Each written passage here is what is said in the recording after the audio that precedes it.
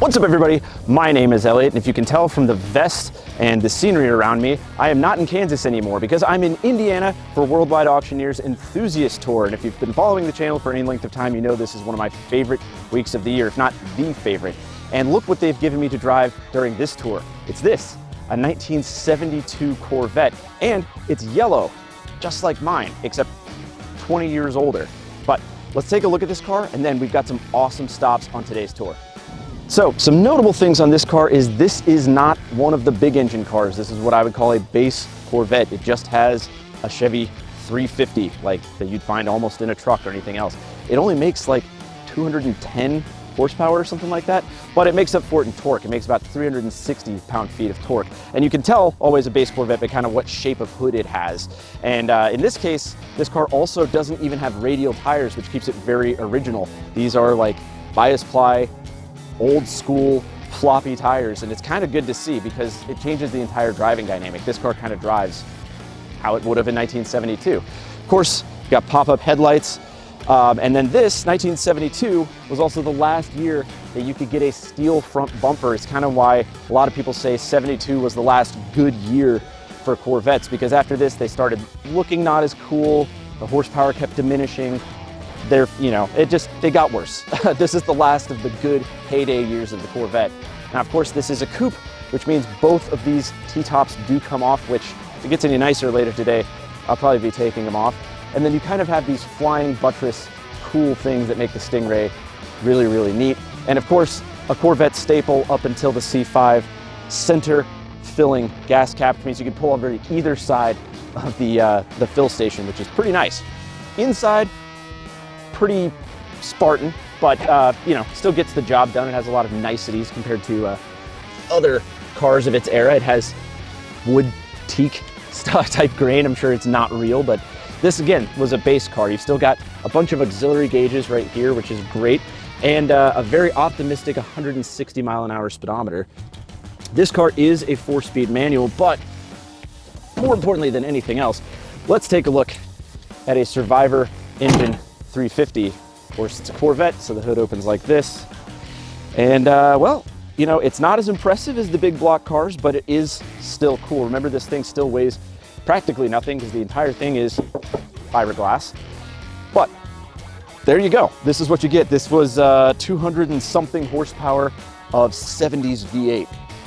Interestingly enough, there is one of the big block cars on the tour with us, and maybe we could show that a little later. One of the 454 cars is here, and well, you can tell even when you drive these things side by side, you're like, wow, that's a substantially more option car. But it's okay, this thing still drives great. And speaking of that, we should head to our first destination, which I believe is a jewelry store. All right, guys, out on the road in the 1972 Corvette, we're actually headed to a jeweler first, which is a pretty interesting stop. I know it's a car tour, but they're giving us an in-depth thing into like the whole jewelry making process, so I'm pretty excited about that. But we'll talk about that when we get there. What's the 1972 Corvette like to drive, especially coming from a guy who owns a yellow Corvette that's just 20 years newer than that?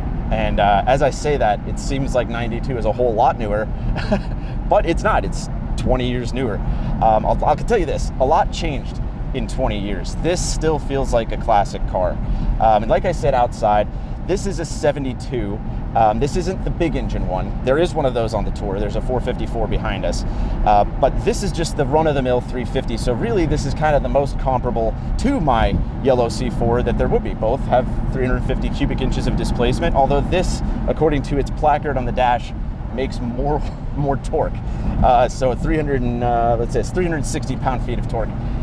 Either they were optimistic back in 72, or it really does. But either way, it drives very well. This car is what they call a Survivor. So it's got 54,000 miles, which are original, and the car is unrestored, which means the paint shows imperfections. Everything hasn't been messed with. It's just been maintained and driven during its ownership.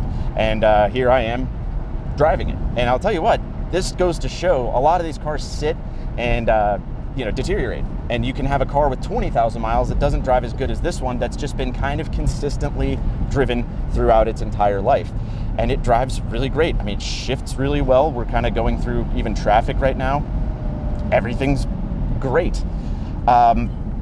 the important thing about this car is that the 72, and I don't even think anybody will disagree with me on this, was kind of the last of the good years of these cars. So if you like the Stingray look, especially for me, like 68 through 72 is just the best of what they look like. After this, 73, they got a rubber front bumper, still had a steel rear bumper, but they kept progressively losing horsepower and losing their sharp lines until they got to be these breathless, cars that, were from the Malaise era. But this was the last of the true fast muscle car Corvettes. This was your astronaut Corvette. Everything you think of when you think of Stingrays, in fact. Right now, a little chilly, otherwise I'd have the T-tops off, and I might this afternoon because, well, when in Rome. This is, like I said, this was the not top of the line version of this car. This was back in the day where you could get the same car and a bunch of different engines, and that's like really all that changed. Nowadays, you get different suspension, different everything. This was just pick what engine you want. It's generally going to be the same. But that being said, drives really well, can see very well. You are very aware that the hood is about 18 feet in front of you, but due to the styling of the car, you get these kind of cool hips that are created by the front wheels, so you know exactly where the front of the car is, which is great for placing it on the road. That being said, with uneven roads like this is still on not radial tires, so you kind of do have to correct it and steer it, and you have this, the steering wheel is this thin. So it's very different from sports cars of today where I have a 3-inch thick Alcantara piece of meat to hang on to. But no, it's still a really good car.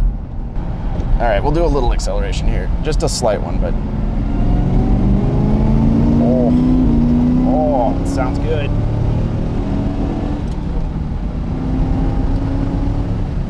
Oh yeah, I mean, it sounds good, and it still goes. I don't think anybody would say that that's not going to get out of the way of traffic. And remember, they only got faster from here. It's just hard to believe that there are only 20 years that separate this and my C4 Corvette, which is a modern car. This is still what I consider a classic car, and that's how things happen in the car industry. One day everything's old and antiquated, and the next thing we figure out if you put wider tires on something, it handles better. But that being said, this was still one of the best handling cars in its day, besting that of Ferraris and everything else of the era. And I will tell you this also, I was driving a 1978 Ferrari 308 all day yesterday. Totally different handling characteristics, and from a car that was 6 years newer. I'm not saying this is necessarily better, but you can tell why this was just as good for a fraction of the cost, which has always been Corvette's thing. And it's like I said, it's always apparent no matter what generation you drive. Like I said, you hop into a brand new C8, you're like, wow, this is every bit as good, as a Ferrari, at least if you're driving the Z06. So what constitutes a classic? I know, well, it's a good question. What constitutes a classic? It depends on the state. I'd say it's whatever you can get an antique license plate is when you can do that. But no, I just think pretty much anything before the mid-'80s, things got more modern. There was just this era where you're like, everything kind of drives like an old car until like 1985. And that obviously can move the needle on that depending on what manufacturer you're talking about. But it's certainly true for Corvettes. I mean, drive a 1984 Corvette, something that's not too terribly much newer than this, completely different car. But a lot changed technologically, and we had a lot more figured out by then. But there's something still that's cool about this. I mean, when you drive this is like, whoa, nice, hey, cool, classic Corvette, good to see it on the road. It's not necessarily the case when you buy a brand new car. Anyway, we are about to pull up to the Jewelers now, so we will go see what that's all about. I'm pretty excited for it.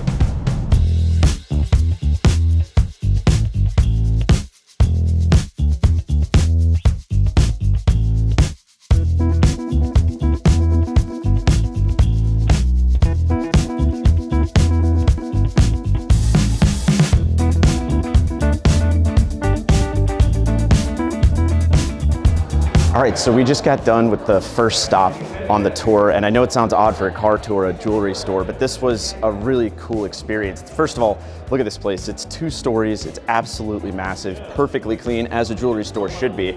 But they gave us a tour of how the diamonds are cut and how selected they are. They let us hold them. We could even like touch the diamonds they had on a table. They even let us hold a $100,000 single diamond. That was pretty cool. They showed us the custom cutting process, the founding process. Everything was super cool. This was the most in-depth jewelry tour I've ever had. But you know how you know the owner of this place is a car guy? Come check this out. Look at this. He actually pulled in his 911 cab into the store, which of course it itself is very clean too, but I like that new jewelry store where you can pull your Porsche into. Now that is awesome. Now we're gonna jump back in the Corvette, and I think the next stop is a winery or a vineyard, or maybe whatever, maybe they're both. But either way, let's get back in the vet.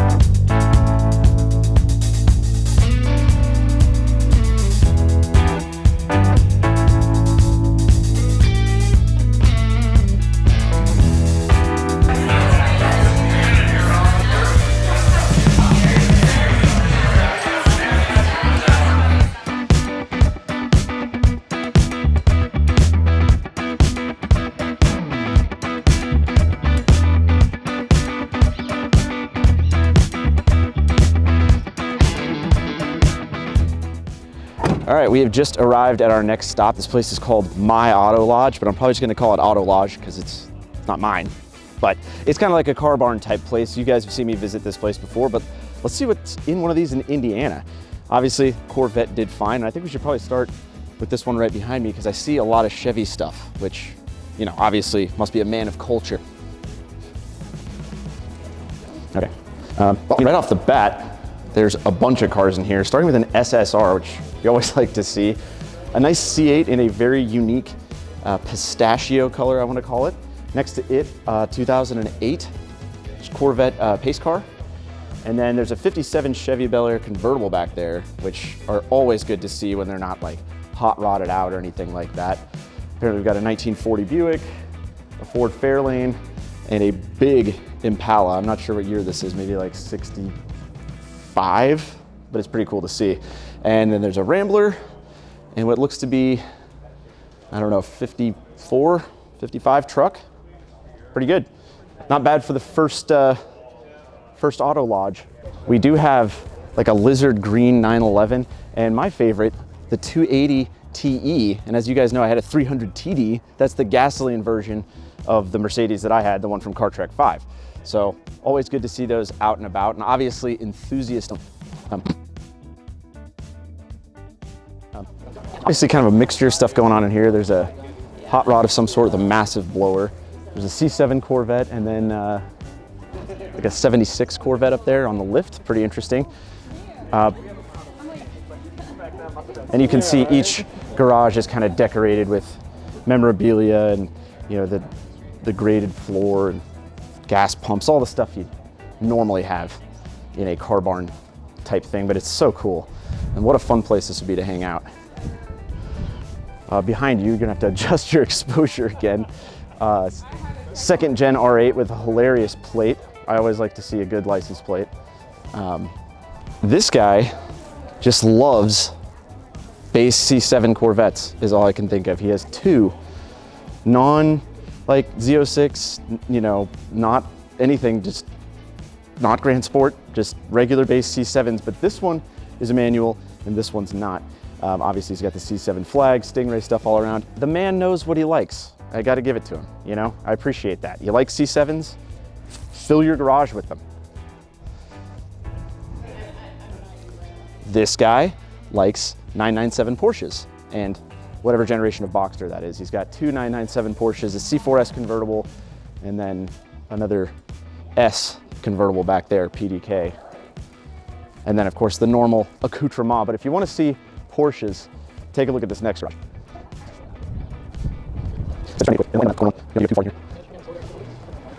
Sorry, guys. So this garage is entirely Porsches. And this gentleman had bought 2 units and apparently made it 1, which is awesome.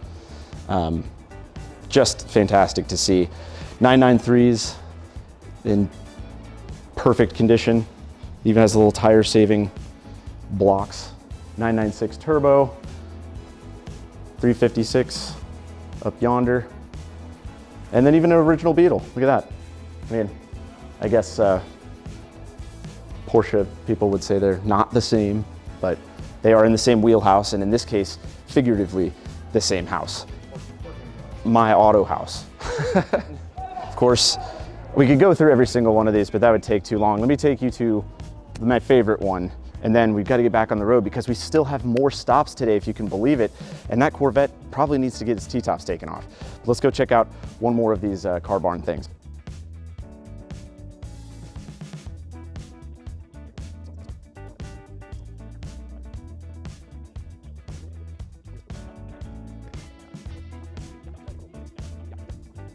This is probably my favorite one of these units. Probably has the most modern and eclectic stuff in it. We've got a gated manual R8, but if you can tell from right here, it's got a tow strap, which means this thing's probably had some track time. There are other signs of that, including GoPro mounts. And then if you come around to the back here, Evan, well, first of all, look inside. It's a gated manual. And then if you come around to the back here, you can see in the clear engine bay, it has adjustable shocks. So this thing is actually tastefully modified and usefully modified, which is a pretty cool thing. Over here, we've got an E92 M3, but if you look at this word right here, this means it's tuned up a little bit. It's a Dynan E92 M3. And then below it, we have a TTRS in a beautiful blue. Just an eclectic collection, but I love it. Still has all the cool signs, memorabilia. There's even a hot rod back there. I actually didn't notice that the first time I was in here. This place is awesome. I wish we could spend an infinitely more amount of time here, but we do need to get back on the road. So back to the Corvette. All right, so we have left the car barn area, and we've taken the T-tops off of the Corvette. And well, now that I'm realizing it, I don't know what they call it, a T-top, but it definitely makes more of an H if you look at it with the windshield in the back. The C-pillar here, but either way, much more open air experience as the Indiana day has gotten increasingly nicer. It started off like 32 degrees, and now, although it doesn't seem hot, it's 55. And with the sun and everything, honestly, it feels pretty great. Now, we're headed from the car barn. I hope this is gonna be killer for audio. You can leave this in even. This is show business. We're headed from the car barn to a brewery. So it's a new brewery in town. I forgot, Chapman's, I think it's called. All I know is they had it at the airport when I got in, and it's pretty new, and now it's like open to the public. You can go. I believe we get a tour, so that should be cool. I always like a brewery tour. And like I said, what a fantastic day. You get to drive a yellow Corvette, T-tops off, go see a bunch of cool cars, go with a bunch of cool cars to both a winery and a brewery. This day is really up there. So let's check back in when we get to the brewery.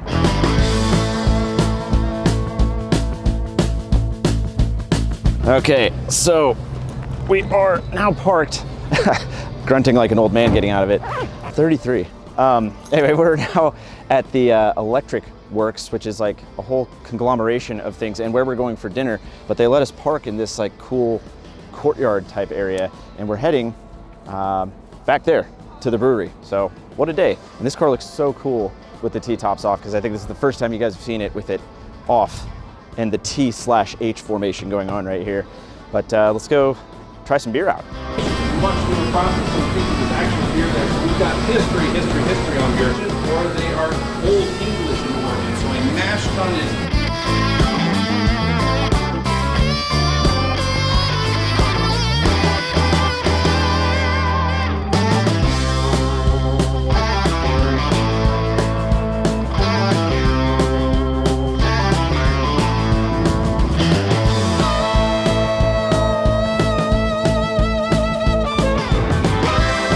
All right, guys, so we went into the brewery, and then we also got to explore the rest of this former GE facility. Unfortunately, I myself didn't get to film anything in there, but luckily my cameraman Evan has spliced this with the plentiful B-roll that he got of us both in the brewery and walking around this really cool station that has like a food court and all this other stuff built in. It's actually a really cool facility. And like I said, this used to be a former GE plant. They used to make like big, they even said Hoover Dam sized turbines here for generating electricity.